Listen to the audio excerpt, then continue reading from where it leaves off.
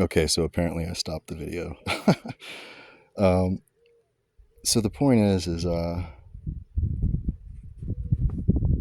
either way, you're expending energy, whether you're creating for good, for vast opportunity, for keying in on potentials that are beneficial to yourself and all the things that you love. You're spending energy on that, or you're spending energy on the chaos, the confusion, the lack of integrity, the lack of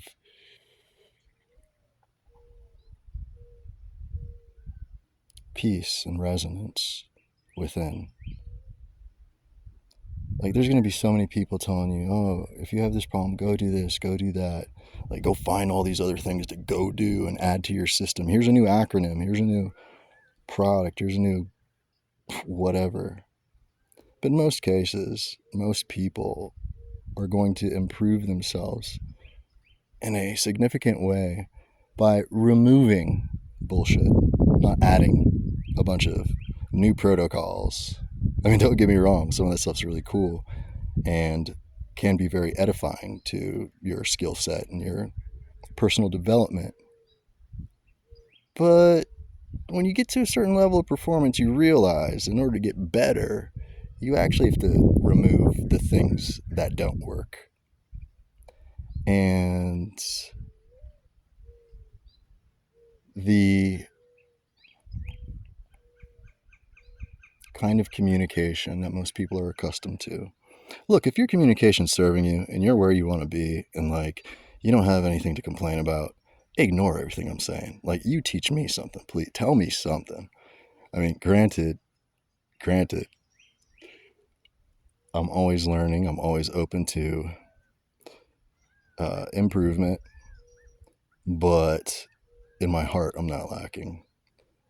In That's not to say I never get afraid. It's not to say I never weave a negative thought. What it is to say is I've spent a lot of time creating a foundation, because when I'm not coming from that place, it's not very helpful to me or anyone else, right? Maybe you can relate. Maybe you recognize that when you're really in your flow, when you're really in your peace with yourself, when you've eliminated all of these signs and excuses for self-doubt.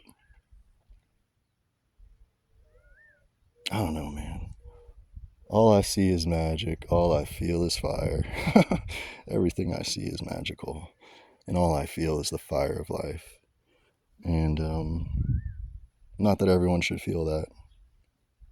I don't mind sharing that. I'm very grateful for it. I think a lot of people sometimes hear me say things because of maybe my position or lack of doubt in what I'm saying. And that doesn't mean it's true. It just means I'm being honest with myself and with whoever I'm communicating with. But I think a lot of people sometimes think, oh man, what do you know? You sound so high and mighty. You sound like, oh, the way you say things, you got it all figured out. No, I don't. But it's not that I have everything figured out. It's just I take it seriously. I take it seriously enough to have fun with it, you know. I forget what point I was making. But, if you believe in a higher power, if you believe, forget your personal story for a second. Forget everything that the world told you and all your disappointments told you and all the people who lacked their own self-development, how they chipped away at your own confidence. Forget about all that for a second. I just want you to think big picture. Make yourself super, you don't even have to be in the picture. Just think about like what's beyond you, right? And if you can conceive of something amazing and great that's not subject to your whims, that's not subject to your opinions, that's not subject to, like, I'm talking about if you can imagine something so great that it can organize things without you even knowing. If you believe in something like that, or if you're leaning towards something like that, the best thing you can do is associate yourself with that. Don't make it something far and distant and impossible to reach. Don't allow anyone or anything to proclaim themselves as a mediator between you and your highest concept of what's good and great. Instead, what you ought to do, and it's rarely that I say you should or ought, but if this is important to you, this is what you ought to do. And that is to relate, to attach yourself to that strength, to let that be your main attractor. So when every other little peon or every other little dot or every other little comet or disaster or apocalypse comes your way, look, get your main focus, right? Anyways, I didn't mean this to turn into like some semi-religious talk. That's not my intention at all. But something I am truly advocate for is inner strength, inner knowledge, inner wisdom, inner integrity. You can't be integral in the world outside if you're not being cool or real or honest or graceful or deliberate with yourself. Maybe you don't have to. It doesn't, I'm not trying to tell you what like you decide what matters. I'm just sharing this, little Bodhi thing here on the internets after a long day of so did a lot of work in 2 greenhouses today. Rode into town, and probably in the next few days I'll do some nice exploring in the desert. Man, I'm surrounded by the mountains are all around. This cool sunset.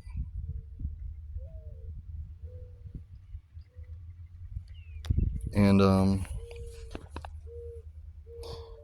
yeah, so like I said, I have no intentions. I used to, and that stopped me for so long from making things like this. But I have no intention of putting production first. Sorry, not sorry. Because there's so many things I've not said or not shared when the time was appropriate for it, simply because I had these little excuses of, oh, the presentation isn't right, or oh, I don't have the right lights, or oh, I didn't shave, or ooh, I got to send my shirts to dry cleaning, like that kind of stuff. It's nothing like that should ever get in the way of of doing beautiful things full of soul, things full of your soul. I just want to tell you before I end this video for today, I am so thankful to God that your soul is here in this world, that the beauty of life courses through you and influences this world, whether you know it or not. It does. You have so much power. And I don't mean just like a lot of people have this weird idea of power,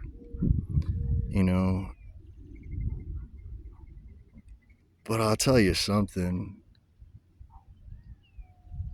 You should always choose to be strong over choosing to be weak. I shouldn't say should, because maybe sometimes you should choose to be weak. I don't know. That's your story. But I find a lot of benefit in choosing to find the strength within. And don't think it's not a gumball machine. You don't just deposit a quarter and it's like, oh, I've got confidence. Oh, I've got faith. I'm going to change the world now. No, it's work. You have to sit with it. Like, there's a lot of forces working against you from having a concentrated good thing going on. There's a lot of disequilibrium, and one of the finest things that you could do as a person is to steady your soul, is to be a center of peace. And the way to do that, a lot of people are going to say, oh man, I can't do that, or oh man, that sounds like something only Jesus should do. or sounds like something only a divine being should do.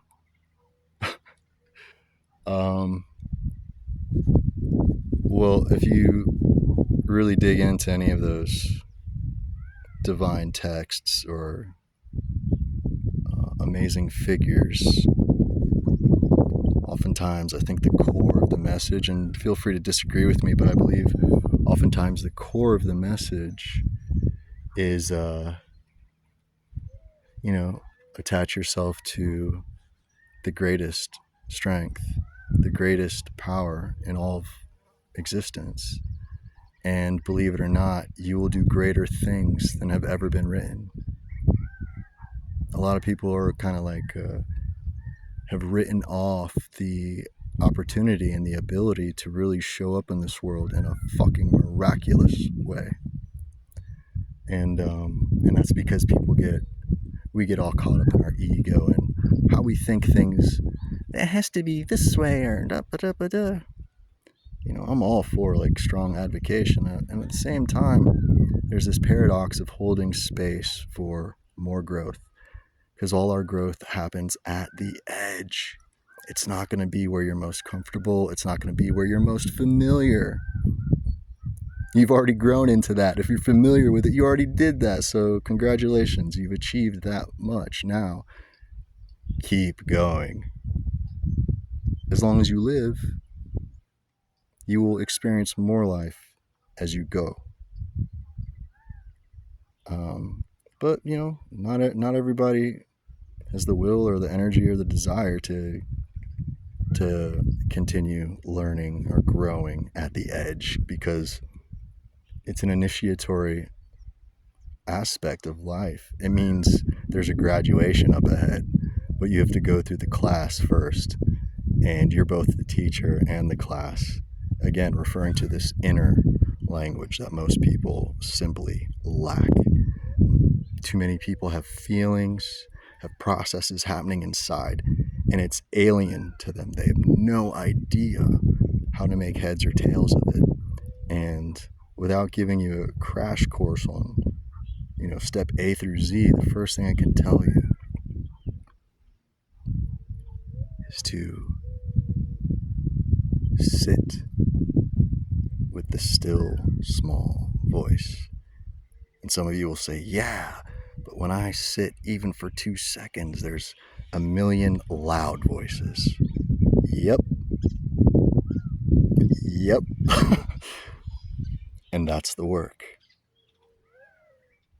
And see, it's not even so difficult as fighting off your ego or trying to ignore the voice. Look, it's not that difficult. Turn the negative to a positive instead of I have to stop all these negative thoughts. No, you don't. You have to start the positive thought. Just one.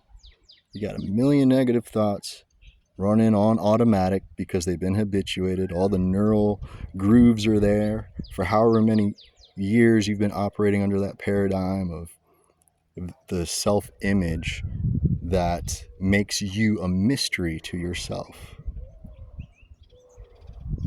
I want you to get past that paradigm. And the way to get past it isn't to like fight off all the demons, throwing bows and pulling swords. And I mean, do that if you want. Sure, it sounds like great fun. But instead, there's someone who will do the fight for you, but you have to keep your eyes on them. I'll say that again. You don't have to do the fight because you can't. Someone will do the fight for you, but you have to keep your eye.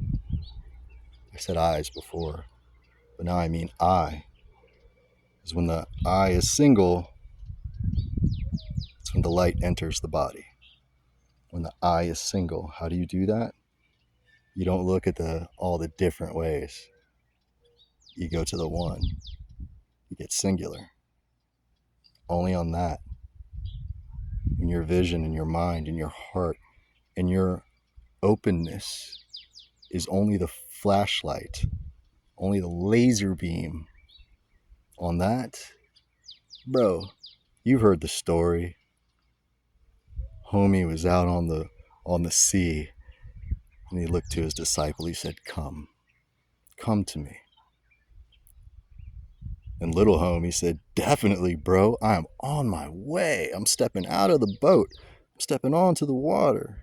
And then, instead of keeping his eye on big homie, he started looking at all the BS around him, all the turbulence, all of the apparent chaos, all of the natural wild elements took Peter's focus for a moment. And what happens when you take your eyes off the one? When you kind of forget? Well, you inherit everything that comes with that. Chaos begets chaos. Fear begets fear.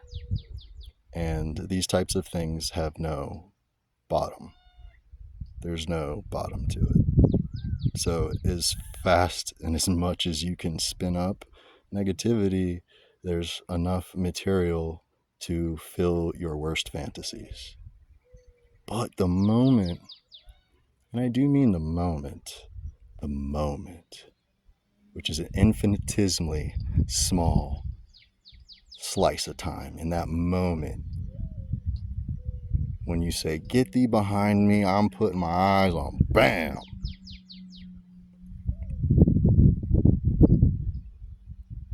And so, can you see how an inner dialogue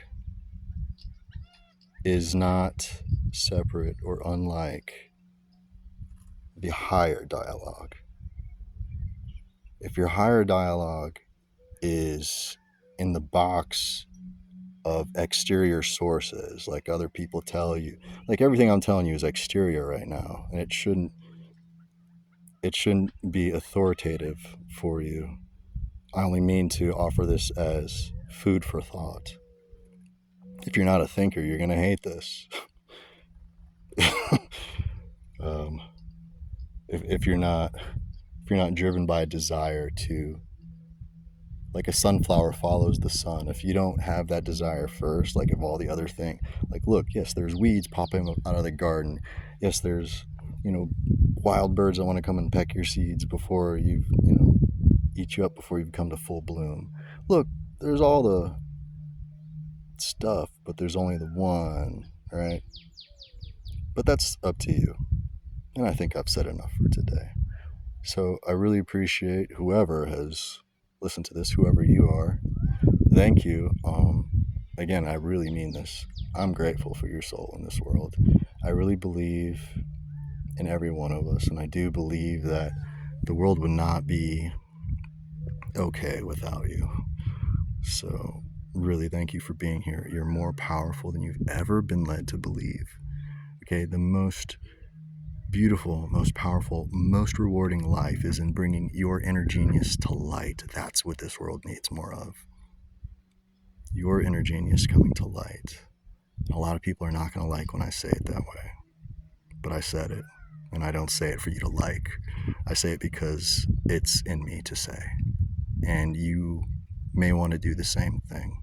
It's not about agreeing. It's not about making people happy, unless that's your mission. My mission isn't to make people happy. Like, it's not. But my mission is that people discover inexhaustible joy and strength and love. It's not beyond you. It is within. Bless.